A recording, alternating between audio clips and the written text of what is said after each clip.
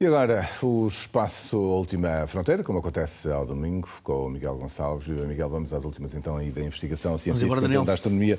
Para já um casal de estrelas e o interior de uma outra, que é a Super-A. Por onde é que começas? Pelo casalinho.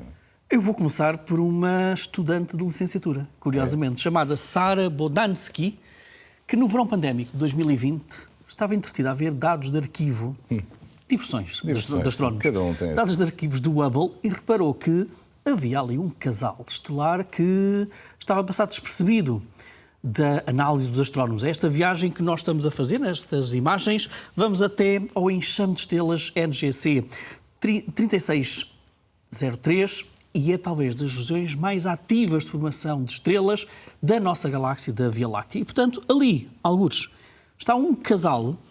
Bem, é um casal de massa mesmo. De massa porque estamos a falar de uma das estrelas que tem cerca de 93 vezes a massa do nosso Sol.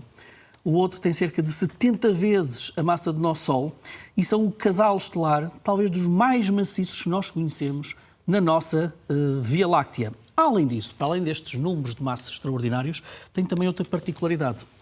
Giram à volta um do outro a cada 3,8 dias. Quer dizer que, imagina, a Terra gira à volta do Sol durante 365 dias, um ano. Este casal gira, durante um ano da Terra, mais de 100 vezes um à volta do outro. E para um casal com massas tão elevadas, isto é o sonho de astrónomos, é o sonho até dos físicos, e eu já vou explicar porquê. Outra particularidade muito interessante que esta estudante de licenciatura descobriu, isto é obviamente uma animação, descobriu outra coisa muito gira. Eles parece que estavam a mentir, este casal estava a mentir na sua idade. Quer dizer que a menos maciça parece mais jovem, a mais velhinha, entre aspas, parece um bocadinho mais velha. Elas, é bom dizer que ambas são muito, muito jovens, quer uma, quer a outra. Mas há claramente aqui qualquer coisa a funcionar de dinâmico entre estas duas. É o que mostra também esta animação. É que os cientistas olharam para estas órbitas, para a dinâmica destas órbitas destas duas estrelas, e perceberam o seguinte: a estrela menos maciça está lentamente a comer matéria da sua companheira maior e mais maciça. E isso faz com que a mais pequena pareça um bocadinho mais jovem, a outra um bocadinho mais velha. Por que razão é que os astrónomos e os físicos adoram este tipo de casais? Porque ainda por cima são duas estrelas de grande massa. Nós sabemos como é que vai acabar a vida destas duas estrelas. São estrelas de grande massa e vivem apenas 1, 2, no máximo 3, 4 milhões de anos. Isso é muito curto para a vida das estrelas. E estas duas estrelas, muito provavelmente, vão explodir como uma supernova. Vamos tentar perceber se continuam juntas ou não depois de explodirem, quando uma delas explodir primeiro. E vão provavelmente originar buracos negros binários. Eventualmente 2 buracos, portanto, a girarem uma à volta do outro. E, portanto, obviamente não vivemos 1 milhão de anos, mas os astrónomos adoram este tipo de laboratórios.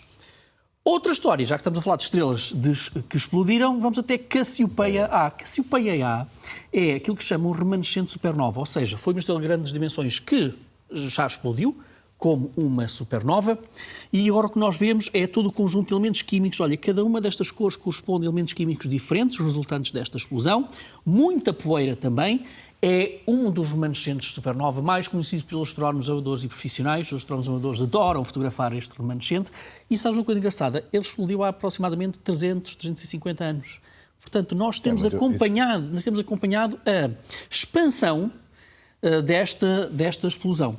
E agora, dados do telescópio espacial Chandra, que olha para o raio-x do universo, fez-nos um retrato, apoiado também em modelos informáticos, fez-nos um retrato do que é que terá acontecido pouco antes da explosão, e fez uma descoberta engraçada. Sabes que as estrelas com esta grande massa têm uma estrutura química em forma de cebola, com várias camadas. O seu interior, o núcleo, é de ferro, o elemento mais pesado que se consegue sintetizar desta maneira, e depois, à medida que vamos do núcleo para a atmosfera, temos elementos químicos mais leves. Mais leve de todos. Hidrogênio, onde é que está? Está no topo de todas. É a camada mais exterior de todas. Aliás, como nos mostra esta animação. Encontramos ali também, por exemplo, camadas de silício e de néon.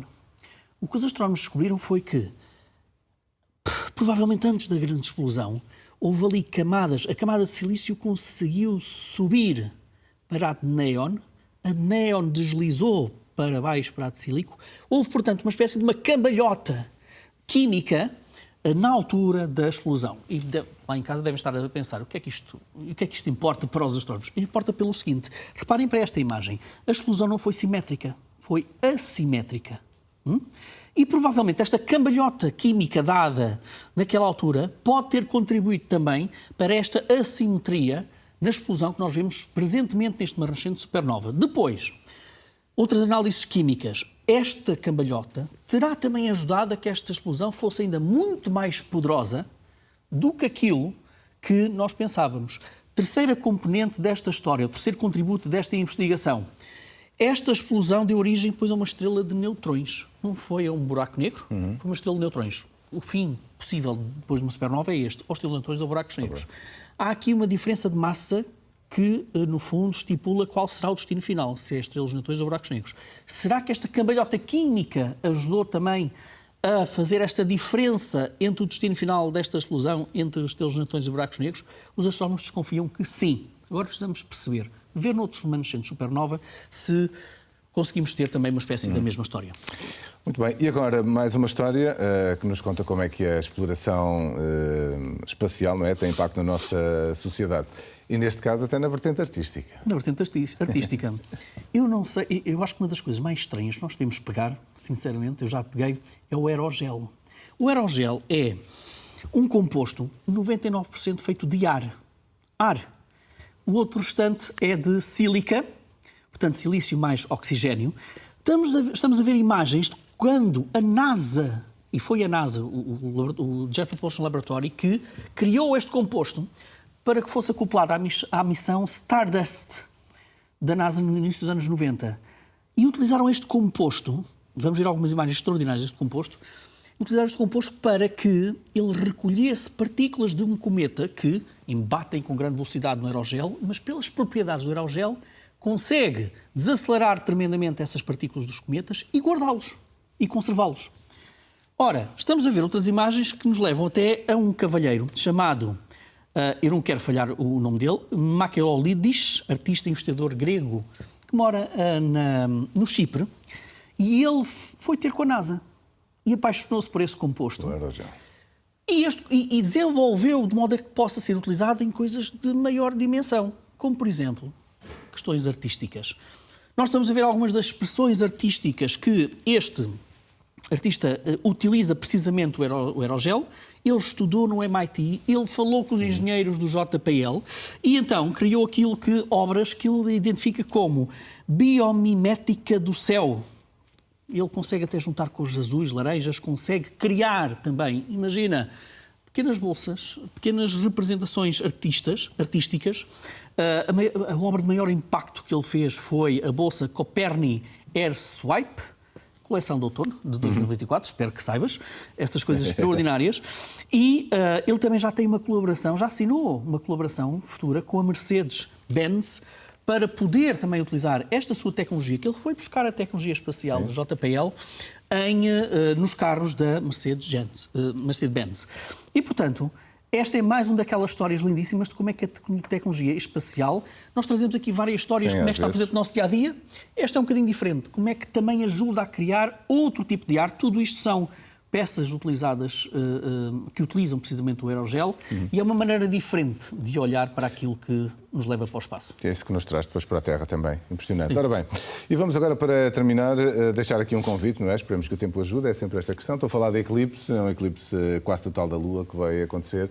E estamos sempre a desejar que não haja muitas nuvens, não é? É um eclipse total em parte do país, quase total. Na outra parte do país, por exemplo, no Porto, pode chegar até aos 92%. Porque é que nós temos ali no canto superior esquerdo deste nosso vídeo aquelas indicações? É o desafio aos astrofotógrafos portugueses para enviarem aqui para a Última Fronteira, está ali o e-mail, para mandarem o vosso nome, o website, a localização das fotos deste eclipse parcial ou total da Lua. A Lua começa a aparecer no horizonte a este, por volta das 8 menos 10, já na sua fase de eclipse total ou parcial, vai subindo depois. Eu sei que tecnicamente vai ser muito, muito difícil fotografar ou fazer videolapse deste eclipse. temos de ter o ponto cardeal este completamente desimpedido. Qual é o apelo que nós fazemos aos astrofotógrafos? Fotografem, façam vídeos, enviem, por favor, com um link para download. Se porventura não conseguirem, provavelmente, se não conseguirem fotografar a Lua, o eclipse, mandem-nos as vossas fotos da Lua, porque nós também vamos aqui fazer uma pequena homenagem ao nosso satélite natural. Pronto, muito bem. Que horas é que é, Miguel? A partir das 8-10, 8-5, começa a aparecer a Lua, certo. E depois segue a partir daí. Muito bem. Fica então o convite para mais logo e aguardamos então as fotografias ou vídeos que possam enviar. Miguel, obrigado. Obrigado. E pronto, e é assim que também chegamos ao final e eclipsamos aqui esta hora do Bom Dia Portugal. Vamos fazer um curto intervalo. Já vou regressar para atualizar as notícias do dia. Até já.